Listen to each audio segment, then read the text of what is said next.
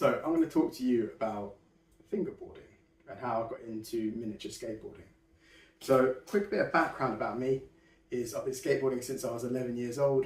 I'm now 31, so I've been skateboarding for most of my life, over 20 years now. Most of my free time was spent skateboarding, but since I've kind of been about 21, 22 or so, I now only skateboard a handful of times a year with a few friends that I kind of grew up skateboarding with. But something we've always joked about for years is that skateboarding is always on our minds. And if you're watching this, maybe you also used to skate. I'd be sat there watching TV. I'd be sat there with the remote, spinning it around in my hand like I'm trying to do a tray flip, spinning it around in my hand, visualizing a kick flip. I don't know about you guys, but is this something that possibly is something that happens to a lot of skaters when they maybe don't really skate as much anymore? They're kind of used to skate, like, yeah, I still skate a few times a year, but I don't skate, 3 times a week. It's 3 times a year at the moment. So yeah, skateboarding's on my mind and kind of a real good day to go out and skate, really enjoy it. Still watch all the kind of current skate videos. I've got some of my favourites from back when I used to skate. My particular favourite is Fully Flared, the Lakai skate video. I loved the intro to that skate video growing up when I was about 15, and that was, one of the best skate videos for me anyway at the time. The thing I love about skateboarding is it's not a team sport. It's all subjective, it's all personal preference. And, no one's really better than anyone else. Can be about style, it can be about the technicality of the trick, it can be about what ramps you're doing the trick on, and I just loved that compared to something like football or rugby that I grew up kind of having to play at school. Much more enjoyed the kind of individual flair you could put on skateboarding.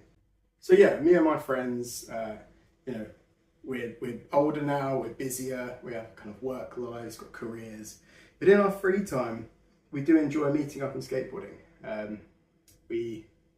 live in London, they live close by, so a normal skate day for us would be get the train into London and skate South Bank. It's quite a famous spot.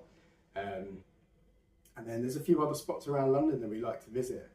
And about May time last year, I went out to visit some friends who'd moved to Canada.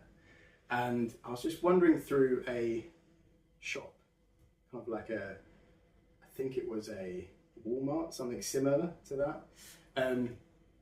With my friends and my partner, and we were looking for some food. I think we were doing a barbecue that night, and I happened to come across a tech deck, and I remember saying to my partner, wow, I used to love tech decks when I was younger. Here's actually one of my real tech decks from when I was a kid.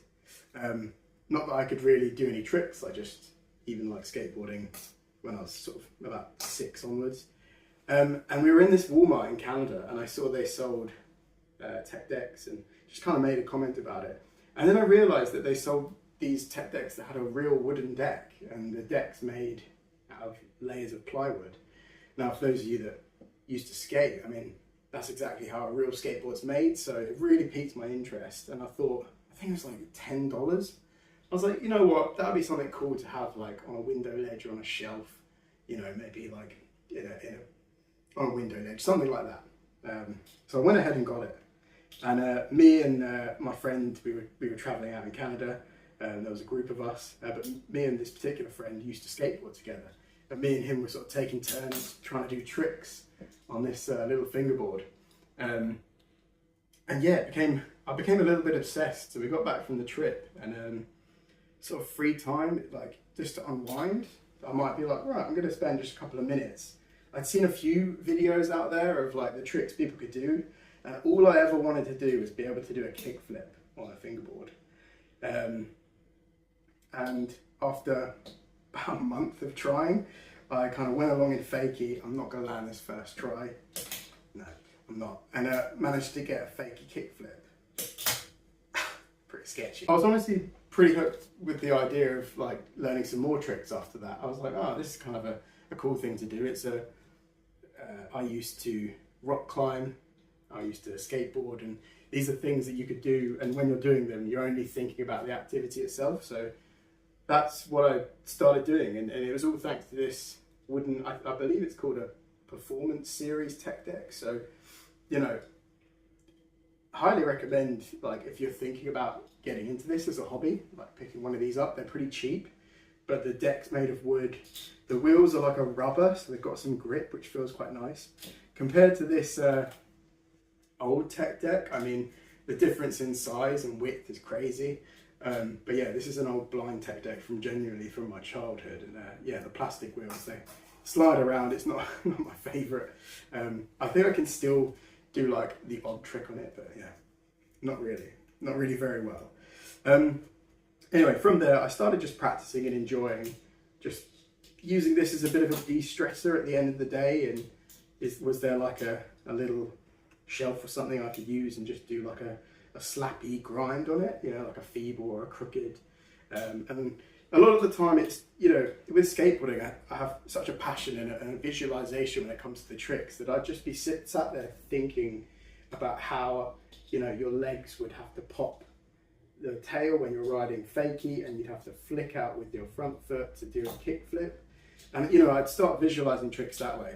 Started getting really into it, and then started looking up on YouTube and the array of companies out there, you know, Black River, Mike Schneider, December, just so many cool companies out there and people creating content as well.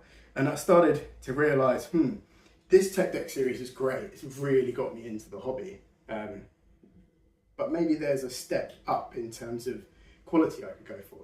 So I picked up this pharmacy deck, and it's again a wooden ply deck. Admittedly, the shape of it compared to the tech deck series, it's a bit more premium. It's kind of shaped more realistically to a real skateboard.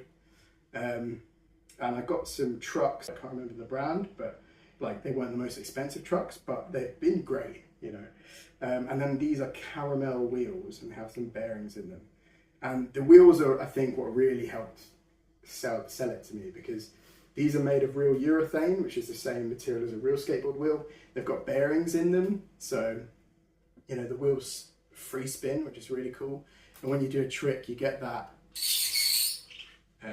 which, yeah, isn't a nice sound to non-skateboarders, but to people that skateboard, you get it. You know, that's a power slide, that's a landing a sketchy kickflip 180, a heel flip 180 and kind of reverting it round. It's, yeah, synonymous with skateboarding. So then I started to get a little bit better, and yeah, started learning some more tricks from there.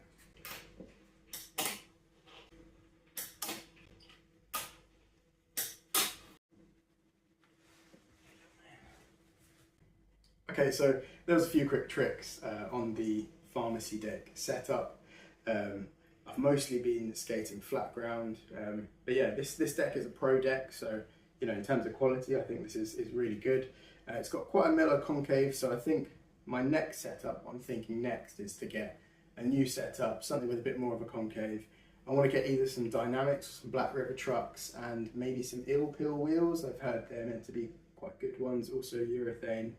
I don't think plastic wheels will be for me, so thinking to just stick with the urethane for my next setup. But I'll do a video when I get that set up, or yeah, I might sort of get it and get some tricks on it and do a video about that or something in the future. But I've mostly been practicing flat ground. But I did recently pick up this 3D printed quarter pipe with like a metal coping from a brand called Decent Bit. And I've really been enjoying it. One of the tricks I've learned, I'm going to try and get this first try. I might not get it first try. Is a blunt to kickflip fakie. So you go up into that blunt stool and then kickflip fakie back in. Really chuffed that I got that first try. So yeah, really excited to kind of next steps, get a new setup and see how that compares. I'm also going to pick up some more obstacles. I've had a look online and I think Black River is what I'm thinking to get. A few obstacles from there. So let me know in the comments below, what do you think I should get? Should I go for Black River trucks? Do you suggest I go for Dynamics trucks? Which do you prefer? And then in terms of obstacles, are there any ones you think I should go for as like a relative beginner to obstacles? Like I've been practicing mostly flat ground apart from this quarter.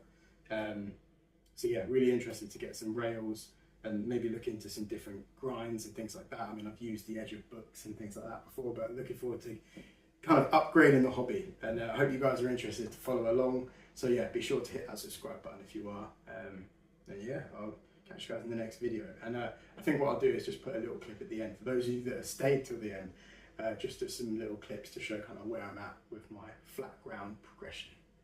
All right, see ya.